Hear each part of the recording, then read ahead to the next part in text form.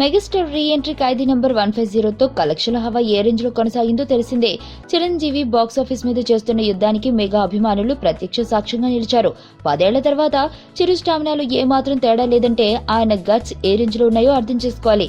ఖైదీ success తో మంచి జోష్ లో ఉన్న మెగాస్టార్ ఇక తన 151వ సినిమా పనులను మొదలు పెట్టారట. చిరు 150 సినిమా కాస్ట్ అండ్ క్రూ విషయంలో చాలా తర్జన భర్జన జరిగింది.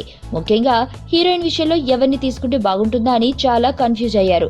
ఫైనల్ గా కాజల్ కే ఆ ఛాన్స్ దక్కి సినిమా సూపర్ హిట్ అయిందనుకోండి. ఇక చేస్తున్న 151వ సినిమా హీరోయిన్ విషయంలో కూడా ఇప్పటి నుండే ఆలోచన చేస్తున్నారట.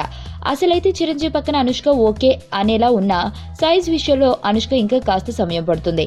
అందుకే ఈసారి శృతి హాసన్ ని తీసుకునే ఆలోచన చేస్తున్నారు. మెగాస్టార్ పక్కన శృతి హాసన్ బాగుంటుందా అంటే బాగా ఉండేటట్టు చేయాల్సిందే అంటున్నారు. సీనియర్ స్టార్ హీరోలకు హీరోయిన్ సమస్యగా మారారు. తనయులతో చేసిన కుర్ర హీరోయిన్స్ తమ పక్కన ఎలా ఉంటారో అని భయం పట్టుకుంది. శృతి హాసన్ నిర్ణయం పట్ల ఎవరెలా స్పందిస్తారో చూడాలి మరి.